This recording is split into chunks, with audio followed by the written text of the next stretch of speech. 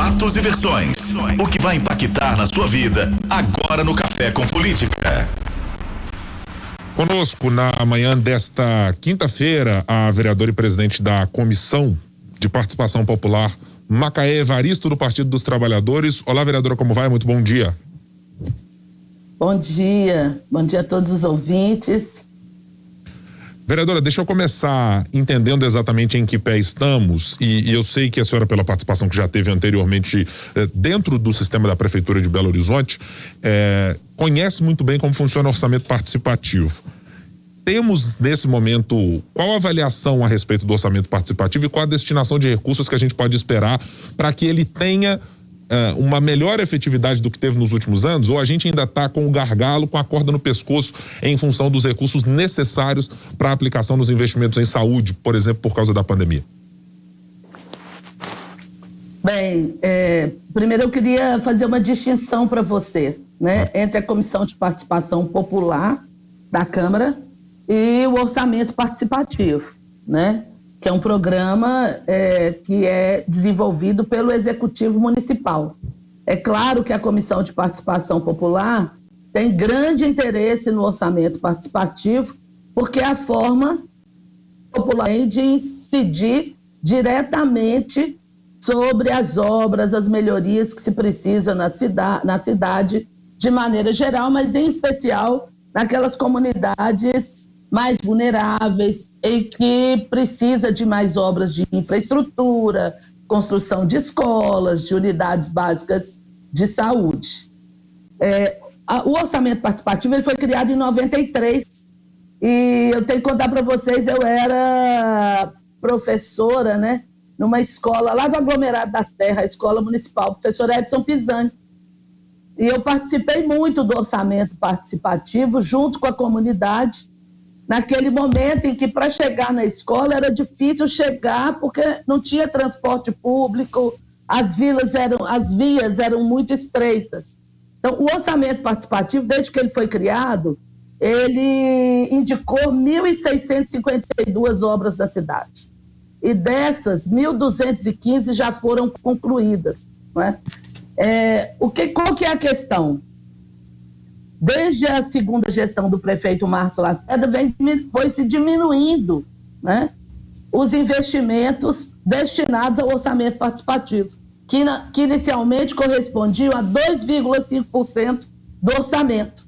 E essa diminuição foi até zerar recursos destinados ao orçamento participativo. Foi isso que produziu esse déficit de obras na cidade. E mais recentemente, né, o orçamento participativo ele desaparece até das diretrizes, da lei de diretrizes orçamentárias. Nesse ano, né, a bancada do PT apresentou uma emenda à LDO, mas essa emenda foi rejeitada pelo conjunto dos vereadores. A questão é que a gente já aprovadas pelas comunidades, mais de 400 obras e que não foram devidamente tiradas. E a gente convive hoje com uma insuficiência de dados, né? Você procura na página da prefeitura, tem um quantitativo de obras informadas, tem obras que são dadas como concluídas quando a Câmara pede informação, a gente vai no site, essas obras estão colocadas como em andamento ou vice-versa, né? Então eu acho que é preciso, e a Comissão de Participação Popular tem uma preocupação grande com essa questão, que o orçamento participativo seja novamente priorizado na cidade. Bom dia para a senhora, um prazer falar com você aqui na Rádio Super. A gente pode dizer então, vereadora, que é uma espécie de tentar ouvir a população, mas na verdade não colocar em prática aquilo que de fato ajudaria os moradores de Belo Horizonte? Muito foi colocado em prática, né? É bom lembrar isso, que mais de 1.600 obras, mais de 1.252 foram construídas. Concluídas. É bom a gente lembrar também, né, que a Câmara Municipal de Belo Horizonte aprovou empréstimos, autorizou o Executivo a construir empréstimo da ordem de 82 milhões e 500 mil dólares para o programa de governo e do orçamento participativo junto à Corporação Andina de Fomento, que é a CAF, né? O investimento é da ordem de 450 milhões, né? Por isso é que é muito importante. A gente tem inúmeras obras ainda inconclusas ou em andamento, mas precisa ser priorizado. Uma outra questão é que faz parte da dinâmica do orçamento participativo, né? As CONFORÇAS, que são as comissões populares, que acompanham, que fiscalizam, e essas comissões também, né, elas estão sem funcionamento. Anteriormente, na Prefeitura de Belo Horizonte, tinha um setor específico, uma diretoria específica destinada ao orçamento participativo. Hoje não tem mais.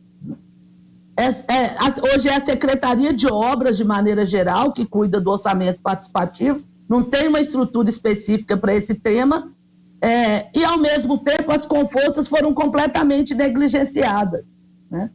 O que eu acho que é fundamental a gente entender é que o orçamento participativo talvez seja uma experiência mais importante de governos, né? Não é uma política de um governo específico, mas é uma política de Estado e que permite à população ter um maior conhecimento sobre a cidade. Por quê? Porque as obras são discutidas em todas as regionais e depois existe uma negociação feita pelas próprias lideranças comunitárias, presidentes de associação de moradores. Todo mundo pode participar dessa assembleia, inclusive compreender e estabelecer as priorizações. Sim.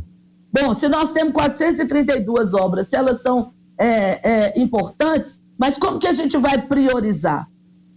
Então, encerrar, não ter a possibilidade de ter as assembleias, as reuniões do Conforça, não permite, inclusive, a gente avaliar mudanças que aconteceram na cidade, não é? Por exemplo, a gente tinha muita demanda de construção de creche em diferentes lugares. Será que essa demanda permanece da mesma forma? Inúmeras unidades de educação infantil, hoje escolas municipais de educação infantil foram construídas. Será que as demandas que ainda existem são da mesma natureza? Vereadora. Ou talvez a gente tivesse que avaliar a mudança, não é? Mas isso só pode ser feito com a participação popular. Claro. Então eu posso entender, vereadora, e depreender pelas suas palavras, e me corrija se não for exatamente isso, que a senhora não considera que na comparação entre a gestão Márcio Lacerda e a gestão Alexandre Calil tenha havido lá uma grande evolução, correto? Eu acho que o que acontece a partir da gestão do Márcio Lacerda foi diminuindo o investimento no orçamento, chegou a zerar. Na gestão Calil se começa um pouco, né? Se tenta retomar um pouco o investimento, mas isso também diz mandato, por exemplo, que inclusive some da LDO. Em relação a, você falava aí, né, sobre ter sido professora, em relação às aulas em Belo Horizonte, esse é um ponto que eu queria tocar com a senhora, porque parece que vai ter novidade anunciada pela prefeitura aí nesta semana em relação ao número de alunos de volta à escola de forma presencial. Queria saber como que a senhora avalia essa questão do retorno gradual às aulas, também daquilo que foi oferecido pela prefeitura de Belo Horizonte, aqueles alunos da rede municipal.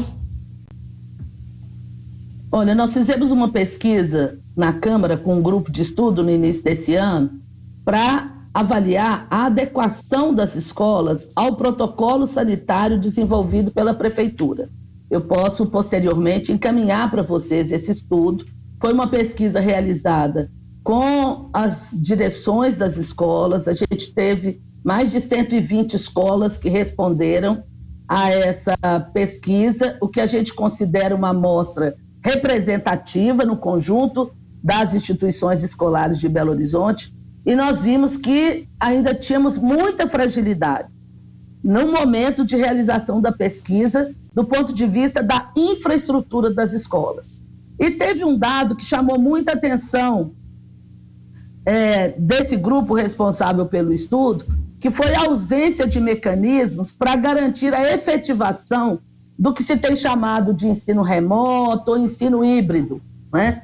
Porque lá naquele momento a gente já identificava que a constituição das bolhas ia provocar, ia produzir uma frequência presencial dos estudantes da escola muito parcial, no sentido de que, para garantir a efetiva segurança, muitas vezes o aluno ia ter um dia na semana de aula ou 2 dias, e não existiu nenhum investimento para que essas crianças ou esses adolescentes tivessem o acesso a computadores e à internet.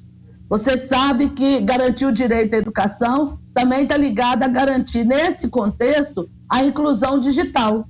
E isso não se efetiva ainda no nosso município. Por isso, a gente já destacava a necessidade de ter outros encaminhamentos para efetivamente garantir o direito à educação, porque para o grupo de estudo, um dia por semana de presença à escola, a gente não pode dizer que isso é garantir o direito à educação e que efetivamente as crianças estão tendo acesso ao que é necessário do ponto de vista da garantia curricular, da segurança alimentar. Enfim, a gente ainda tem inúmeros desafios para prover e garantir a educação na nossa cidade nesse contexto da pandemia. Muito bem. Estamos conversando com Macaé Evaristo, trazendo para a gente aqui informações da Comissão de Participação Popular e outras. Vamos para o nosso bate-pronto? No Café com Política. No Café com Política. Hora do bate-pronto.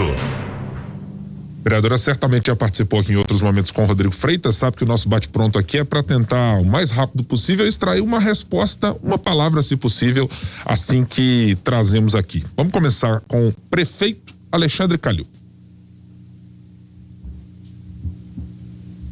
Acertos e erros. Como todo gestor público. Desculpa, vereadora. A prioridade hoje para a cidade. Prioridade para a cidade hoje é o olhar para a juventude. A capital em 2022. Capital em 2022? Eu defendo que seja uma cidade educadora. A presidente da Câmara, Nelly Aquino.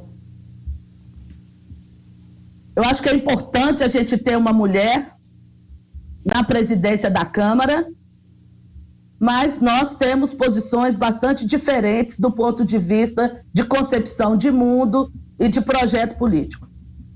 Vereadora, ex-secretária Macaé Evaristo, presidente da Comissão de Participação Popular da Câmara, prazer recebê-la aqui na Super N. Até uma próxima. Até uma próxima.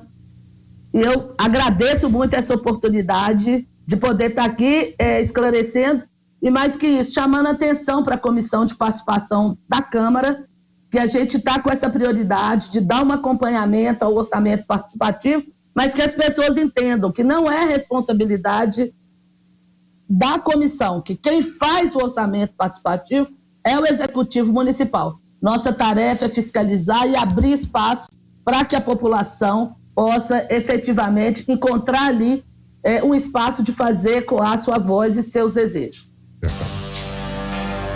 Obrigada, vereadora, pela participação.